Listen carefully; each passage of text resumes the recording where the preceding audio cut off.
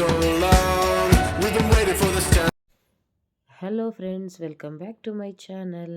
ಯಾರೆಲ್ಲ first time ನೋಡ್ತಾ ಇದ್ದೀರೋ ನನ್ನ ಚಾನಲ್ಗೆ ಸಬ್ಸ್ಕ್ರೈಬ್ ಮಾಡ್ಕೊಳ್ಳಿ. ನಾನು ಆಲ್ರೆಡಿ 2 ಕ್ಲಾಸ್ನ ಅಪ್ಡೇಟ್ ಮಾಡಿದ್ದೀನಿ, ಅದನ್ನು ನೋಡಿಕೊಂಡು ಈ ಕ್ಲಾಸ್ನ ಕಲೀರಿ.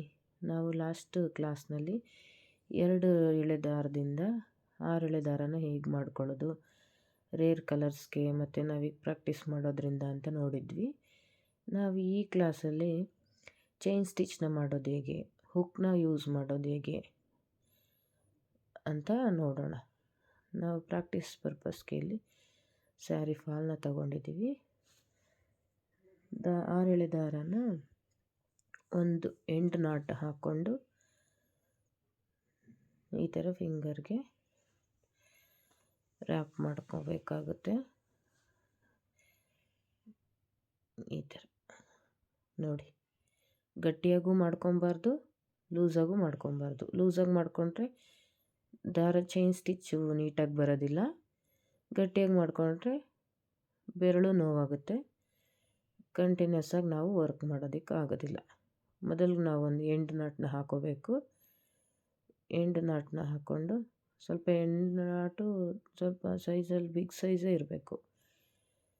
ನಾವು ಪ್ರಾಕ್ಟೀಸ್ ಮಾಡ್ತಾ ಇರೋದ್ರಿಂದ ಗೊತ್ತಾಗಲ್ಲ ನಮಗಿನ್ನು ಎಷ್ಟು ಸೈಜಲ್ಲಿ ಹಾಕೋಬೇಕು ಅಂತ. ಸ್ವಲ್ಪ ಬಿಗ್ಗಾಗಿ ಹಾಕ್ಕೊಂಡ್ರೆ ಅದು ರಿಮೂವ್ ಆಗೋದಿಲ್ಲ. ನೀಡಲ್ಲು ಇನ್ಸರ್ಟ್ ಮಾಡಿ ಲಾಕ್ ಮಾಡಬೇಕಾದ್ರೆ, ಇಲ್ಲಾಂದರೆ ನೀಡಲ್ ಇನ್ಸರ್ಟ್ ಮಾಡಿ ಹೋಲ್ ಆಗಿರುತ್ತಲ್ಲ, ರಿಮೂವ್ ಆಗಿಬಿಡುತ್ತೆ ಲಾಕ್ ಮಾಡಬೇಕಾದ್ರೂ. ನೋಡಿ, ನೀಡಲ್ನ ಈ ಥರ 3 ಬೆರಳಲ್ಲಿ ಅದು ಟಿಪ್ಪು ಮೇಲೆ ಬರೋ ಥರ, ಹುಕ್ಕಲ್ಲಿ ಟಿಪ್ ಇರುತ್ತಲ್ಲ ಒಂದು ಕೊಕ್ಕೆ ಥರ, ಆ ಕೊಕ್ಕೆ ಬರುತ್ತಲ್ಲ ಅದು ಮೇಲೆ ಬರೋ ಥರ 3 ಬೆರಳಲ್ಲಿ ಇಟ್ಕೊಬೇಕು ಒಂದು ಎಂಡ್ಗೆ. ಸ್ಯಾರಿ ಫಾಲ್ ಇಲ್ಲ ಅಂದರೆ ಒಂದು ಬಟ್ಟೆನ ಆ ಥರ ಎಡ್ಜಲ್ಲಿ ಸ್ವಲ್ಪ ಕೈಯಲ್ಲೇ ಸ್ಟಿಚ್ ಮಾಡಿಕೊಂಡು ಬಳಸಿದ್ರೂ ಆಗುತ್ತೆ. ನಾವು ಪ್ರಾಕ್ಟೀಸ್ ಪರ್ಪಸ್ಗೆ ಸ್ಯಾರಿ ಫಾಲ್ ಹೇಳಿದ್ನಲ್ಲ, ಸೊ ಸ್ಯಾರಿ ಫಾಲ್ನ ಯೂಸ್ ಮಾಡಿಕೊಂಡ್ರೆ ಸ್ಟಾರ್ಟಿಂಗ್ ನಾವು ಪ್ರಾಕ್ಟೀಸ್ ಮಾಡೋಕ್ಕೆ ಚೆನ್ನಾಗಿ ಯೂಸ್ ಆಗುತ್ತೆ. ನೋಡಿ, ಈ ಥರ ರೈಟ್ ಸೈಡು ಮತ್ತು ರಾಂಗ್ ಸೈಡು.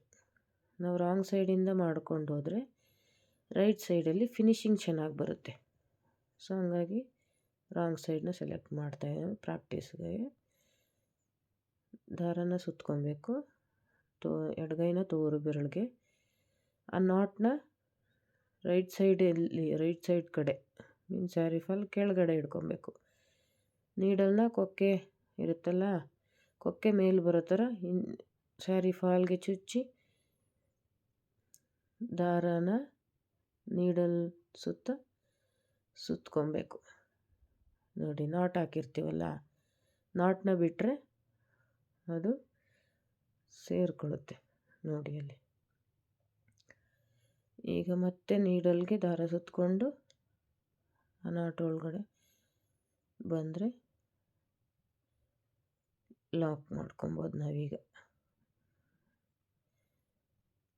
ನೋಡಿ, ಲಾಕ್ ಆಗುತ್ತೆ. ಈಗ ಲಾಕ್ ಆಯಿತು. ಮತ್ತೆ ಸೂಜಿ ಮೇಲೆ ದಾರ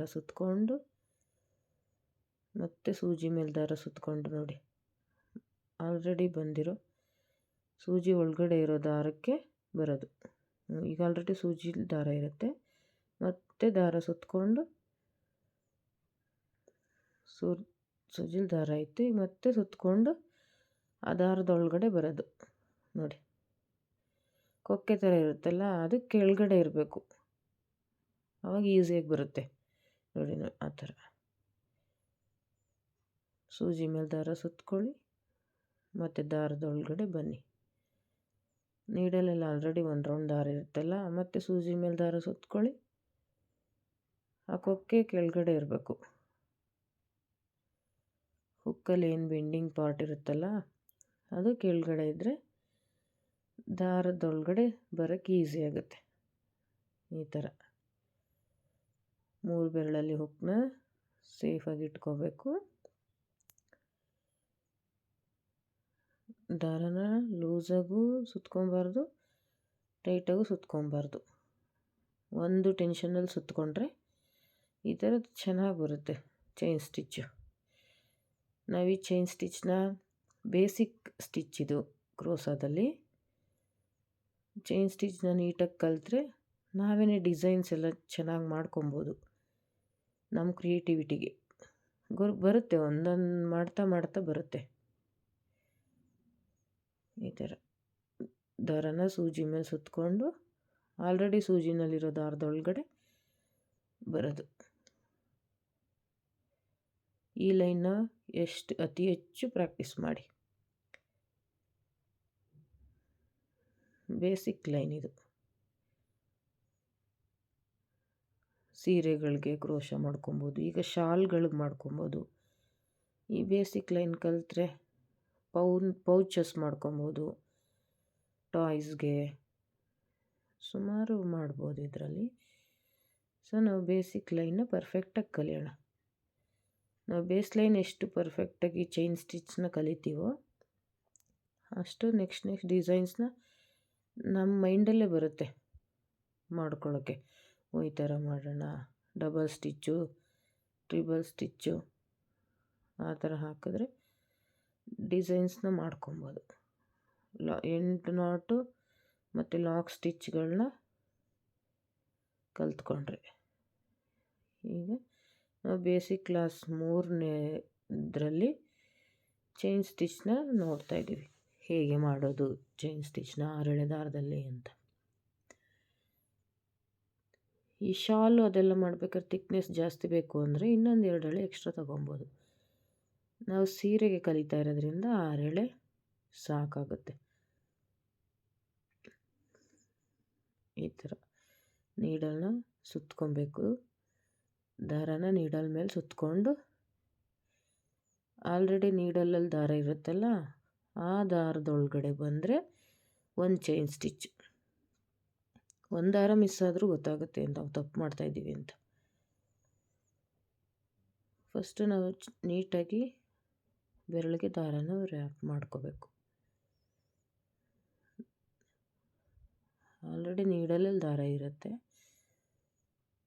ಮತ್ತು ನೀಡಲ್ಗೆ ಸುತ್ತಕೊಂಡು ನೀಡಲಲ್ಲಿ ದಾರ ಇರುತ್ತಲ್ಲ ಅದರೊಳಗಡೆ ಬರೋದು.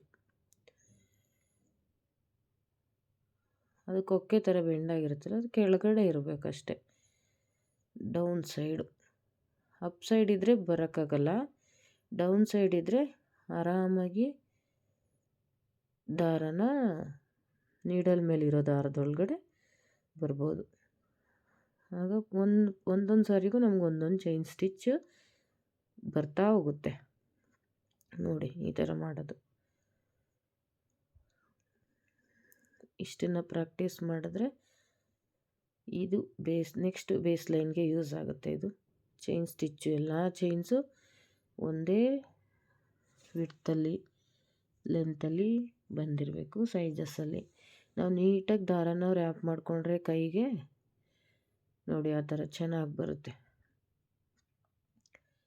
Chain stitch. ನೋಡಿ ಒಂದಕ್ಕೊಂದು ಚೈನು ಎಷ್ಟು ಚೆನ್ನಾಗಿ ಬಂದಿದೆ ಅಂತ. ಇದನ್ನು ನೀವು ಅತಿ ಹೆಚ್ಚು ಪ್ರಾಕ್ಟೀಸ್ ಮಾಡಿದಷ್ಟು ನಿಮಗೆ ನೆಕ್ಸ್ಟ್ ಕ್ಲಾಸು ತುಂಬ ಈಸಿಯಾಗಿ ಹೋಗುತ್ತೆ. ಮತ್ತು ಬೇರೆ ಡಿಸೈನ್ಸ್ ಎಲ್ಲ ನೀವೇ ಸೆಲ್ಫ್ ಡಿಸೈನ್ ಕಲಿತಾ ಮಾಡ್ತಾ ನಿಮಗೆ ಸೆಲ್ಫ್ ಡಿಸೈನ್ ಬರುತ್ತೆ.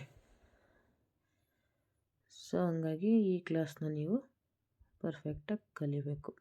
ಸೊ ನೋಡಿದ್ರಲ್ಲ ಇವತ್ತಿನ ಕ್ಲಾಸಲ್ಲಿ ನಾನು ಚೈನ್ ಸ್ಟಿಚ್ನ ಹೇಗೆ ಹೇಳ್ಕೊಟ್ಟೆ ಅಂತ. ಇದನ್ನು ಪ್ರಾಕ್ಟೀಸ್ ಮಾಡಿಕೊಂಡು ನೆಕ್ಸ್ಟ್ ಕ್ಲಾಸ್ಗೆ ರೆಡಿಯಾಗಿರಿ.